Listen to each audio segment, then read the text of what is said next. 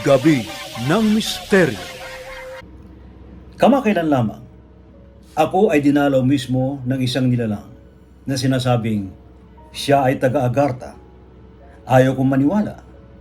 Pero nang atin natin siyang makaugnayan, ay nakamamangha ang mga kanyang sinabi para sa tao, na nagsasabing sila ay gumagabay sa tao para umunlad at umusad ang pamumuhay.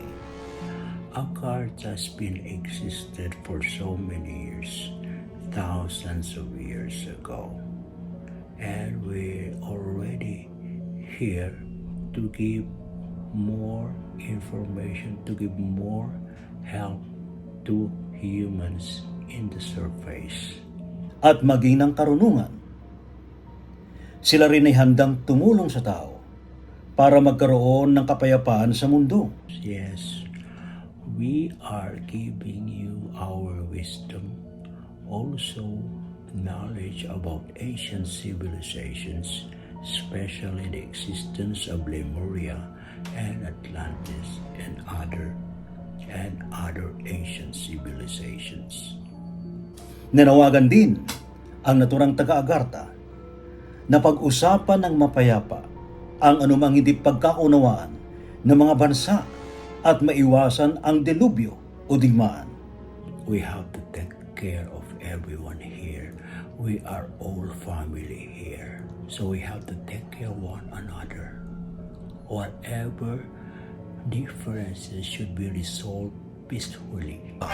Gabi ng Misteryo.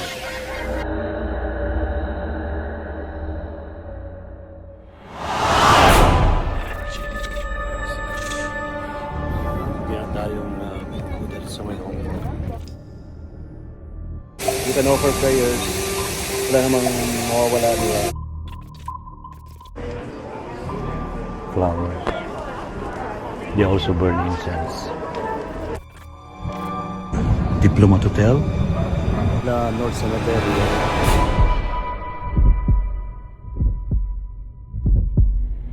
They opened a portal to another dimension.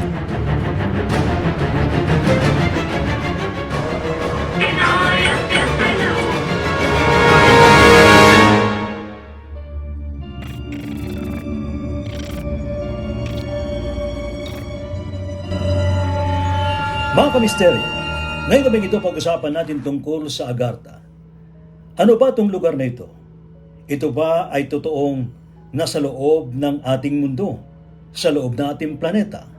Sinasabing ito raw ay pinamumugaran ng iba't ibang mga nilalang mula sa iba't ibang dimensyon, mula sa iba't ibang sibilisasyon, mula sa iba't ibang mga planeta na napunta dito sa ating mundo at dito na sila naninirahan.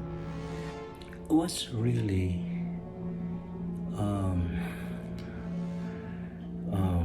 the purpose why Agartha exists?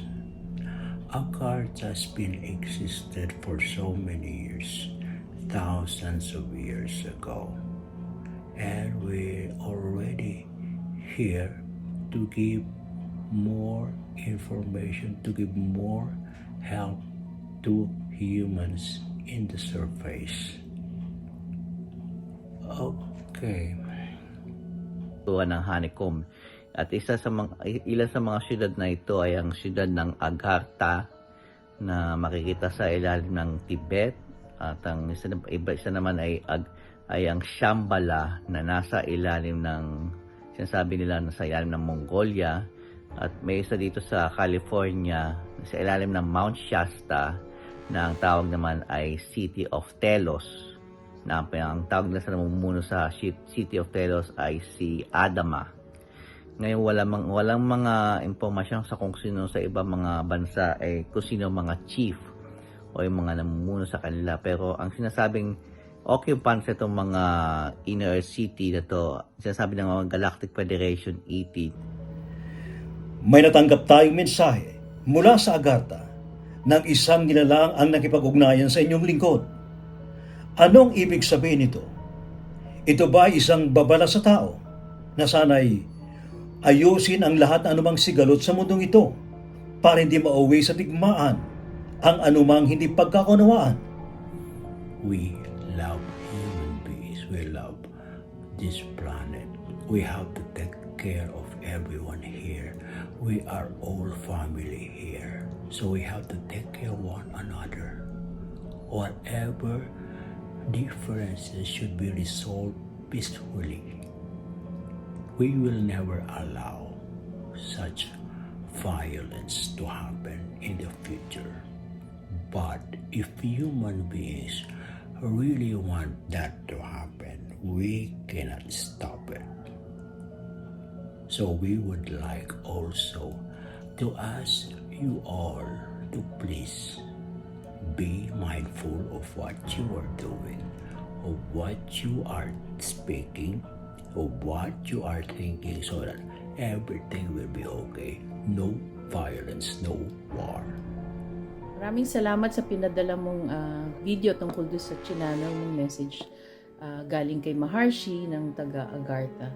Nakaka-relate ako dun sa message na pinadala niya kasi nasa panahon talaga tayo ngayon na kailangan ng maging focus tayo dun sa gusto nating mangyari sa buong mundo. Kaya kailangan maging very positive ang ating outlook at iwasan na magkaroon tayo ng mga negative influences kasi we are creating our own reality at this point. No? So, mas maigi na maging very focused tayo sa positive things and kailangan talaga yung spirituality natin ay malakas na malakas para hindi tayo ma-impluwensyahan ng kung ano mang nangyayari na negatibo sa buong mundo.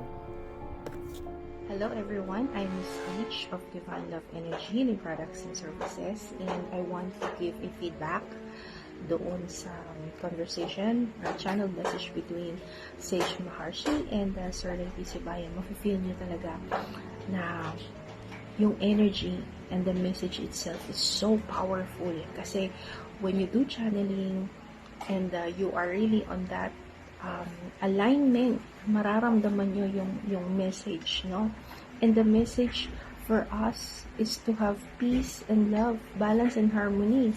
So, every beings na sinasabi sa atin magkaroon kayo ng peace over war sa mundo. Okay? And the reason why we cannot, humans cannot enter there, hindi na nila pinapayagan. That's because they know how destructive people are. Okay? And they know that they have peaceful surroundings, they have peaceful people. Okay? So, they want to maintain that. Noon sa channel message po ni Kuya Ray Sibayan with Teacher Maharshi, sinasabi po ron na tinukoy po doon na hindi lahat ay pwedeng makapasok dito sa Agartha. Depende na lamang kung ma-maintain natin yung tinatawag natin high frequency and also yung fear natin. No? Dapat ang fear ay nakabalanse dito. Kaya pili ang nakakapasok dito sa Astral Travel. At yung mensahe nila ay napakatindi. At dito'y tinutukoy yung mga pwedeng mangyari dito sa atin sa present moment natin. Yung tinatawag natin gera. Ano nga ba yung pwede natin gawin? Ano yung pwede natin sabihin sa bawat tao upang mahinto itong gera? Hello, kamusta sa mga supporters at subscribers ng Gabi ng Misteryo? Kung nga pala ulit si Marie Chris Nonato. So, pag-usapan natin kung ano yung mensahe at reaction ko dun sa channeled message ni Maharshi from Agartha. Actually, bago ko nalaman na ito yung magiging topic ng Gabi ng Misteryo, nakapanaginip ako na ako ay inimbitahan. Di umano, yun palang lugar na yun na pala ang entrada ng Agartha, hindi ko pa alam. So, nung napakinggan ko itong mensahe na to, doon ko na-realize na talagang malakas na rin ang panawagan nila. Actually, hindi na nga panawagan, pakiusap na nga ito eh. So, nung narinig ko yung message ni Maharshi sa channeling ni Sir Ray, na nakapag-remote viewing ako, nakita ko siya na nakaupo sa isang kulay pula na Victorian na upuan. Yung upuan niya nasa ibabaw ng parang pinaka-platform na may kulay pulang carpet. Yung suot niyang damit, parang alam niyo yung parang ombre na violet red yung kanyang cape. Na mukhang cape actually ng Pope.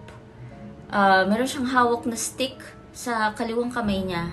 Na habang china-channel ni Sir Ray yung message niya, nakikita ko yung facial expression niya, na nandoon yung parang pangamba niya.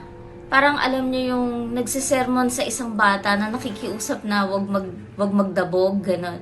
Ganon yung magmumukha niya na maamo, mabait, na alam mong talagang nandoon yung sincerity at care niya. Kaya sinasabi niya yung mensahe na yun. So, doon naman tungkol sa mensahe na ibinigay niya na mag-isip ng kabutihan, tigilan ang pag-iisip ng masama against each other kasi may mga sakuna na paparating.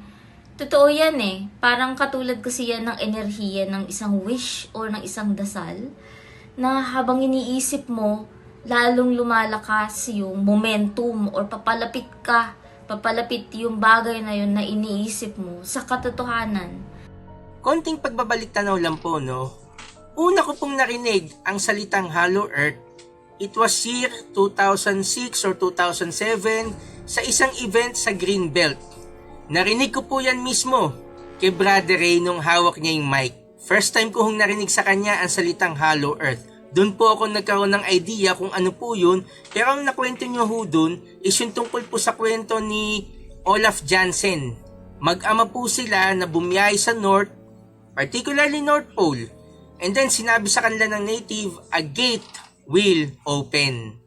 Hanggang sa yung barko na sinasakyan ni Olaf Jansen at ang kanyang anak ay pumasok sa isang portal at nagulat sila. Nasaan yung mga ice? Nawala. Bakit nakakita sila ng ilog? Nakakita sila ng mga puno? Nakakita sila ng mga bundok? Nakakita sila ng mga madadamo, mga halaman, at kung ano-ano pa. Kung hindi biro ang ginawa niya, hindi rin po biro ang message na nakuha. Whatever differences should be resolved peacefully. We will never allow such violence to happen in the future. But if human beings really want that to happen, we cannot stop it. So we would like also to ask you all to please be mindful of what you are doing, of what you are speaking, of what you are thinking, so that everything will be okay. No violence, no war. Yan ating pag-usapan ngayong gabi ito sa Gabi ng Misteryo. 10 to 11 p.m. sa DZRH. Walang absent. See you! Pagkakaiba daw ho yung mediumship sa sinasapian. Talagayang kababalaghan, pananaliksik sa kapangyarihan ng isipan, pagpapakita ng mga nilalang, inyong matutunghayan sa Gabi ng Misteryo. Kasama si Ray Sibayan tuwing Sabado, alas 10 ng gabi sa DZRH Radio, DZRH TV at DZRH Online. Gabi ng Misteryo.